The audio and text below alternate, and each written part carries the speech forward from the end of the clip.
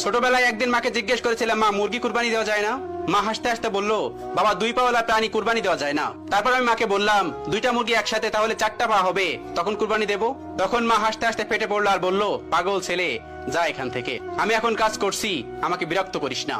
আমার বাবা সামান্য একটা জুট মিলে চাকরি করত, সামান্য বেতন পেত, সেই বেতনে কুরবানি দেওয়া সম্ভব হতো না। কুরবানি ঈদের দিন মুরগি জবাই করা যায় না, তাই বাবা ঈদের আগের দিন মুরগি জবাই করে বেছে হালকা রান্না করে কষিয়ে রেখে দিত। ঈদের দিন ভোরে বাবা মাকে ডাকতেছে, বাবা ওঠ, নামাজ পড়তে যেতে হবে। ঈদের দিন ফজরের নামাজ না পড়লে ঈদের নামাজ কবুল হয় না। ওদিক থেকে মা ধমক দিয়ে বলতেছে, তাড়াতাড়ি ওঠ, তোর জন্য কি নামাজের সময় বসে থাকবে? তারপর আমি আস্তে আস্তে উঠে চাপ করে উজু করে বাবার সঙ্গে নামাজ পড়তে গেলাম। তারপর একসাথে নামাজ পড়লাম, আবার দুজনে একসাথে ফিরে আসলাম। বাসায় এসে আমি শুয়ে আছি, ঘুম আসতেছে না, এপাশ ওপাশ করতেছি। ওপাশে বাবা নফল নামাজ পড়তেছে। নামাজ শেষ হওয়ার পর মোনাজাতে কান্না করে কি যেন বলতেছে। আমি দেয়ালে কান লাগিয়ে শুনলাম, বাবা বলতেছে, হে আল্লাহ, তুমি আমাকে কুরবানি দেওয়ার সামর্থ্য দাওনি। আশেপাশে সবাই কুরবানি দেয়, কুরবানি গরু নিয়ে সবাই কত আনন্দ করে, কত ফুর্তি করে, কিন্তু আমি কুরবানি দিতে পারি না। আমার সন্তান না জানি কতটা কষ্ট পায়। আমাকে না হয় কুরবানির সামর্থ্য দাওনি, কিন্তু আমার সন্তান যখন বড় হবে তাকে অনেক বড় করে এবং কুরবানি দেওয়ার সামর্থ্য দিও। বাবার এই কথা শুনে সেদিন আমিও কেঁদেছিলাম। মনে মনে ভেবেছিলাম, আমি যখন বড় হব তখন আমি অনেক বড় একটা গরু কুরবানি দেব, আর বাবা সেটা দেখে অনেক খুশি হবে।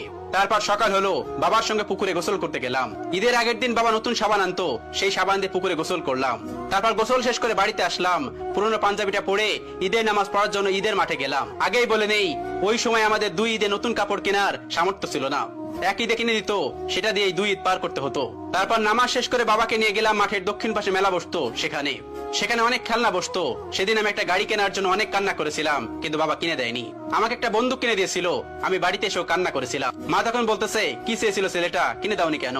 বাবা তখন ওপাশ থেকে বলতেছে, আমি কি করে কিনে দিব, ও যে খেলনাটা চেয়েছিল সেটার দাম 400 টাকা, আর আমার কাছে ছিল মাত্র 300 টাকা, আমি কিভাবে কিনে দিব? সেদিন আমি বুঝতে পেরেছিলাম আসলে বাবার সামর্থ্য নেই, তাই বাবা কিনে দিতে পারেনি।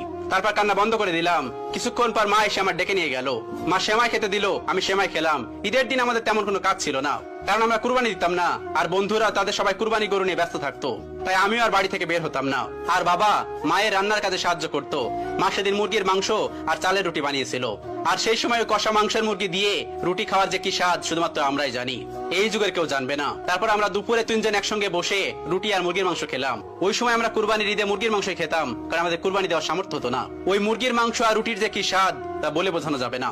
বাবা মা আমাকে ছেড়ে গেছে অনেকদিন আগে, আজ আমার অনেক টাকা। আল্লাহ তাআলা আমাকে কুরবানি দেওয়ার সামর্থ্য দিয়েছে। এই ঈদেও আমি 2টা গরু কিনেছি। আমি যত ব্যস্ত থাকি না কেন, এই ঈদের মধ্যে আমি গ্রামে চলে যাই। আমি বাবার সঙ্গে ফজরে যে মসজিদে নামাজ পড়তে যেতাম, আমি বাড়ি যেয়ে সেই মসজিদে নামাজ পড়তে যাই। বাবার সঙ্গে যে মাঠে নামাজ পড়তাম, সেই মাঠে আমি ঈদে নামাজ পড়ি। নামাজ শেষ করে এসে কুরবানি দেওয়ার পালা, কিন্তু কুরবানি দেওয়ার জায়গায় আমি গেলাম না। ম্যানেজার এসে ডাকতেছে, স্যার চলুন, সবকিছু তো রেডি। আমি বললাম, আমি যাব না, তোমরাই দাও।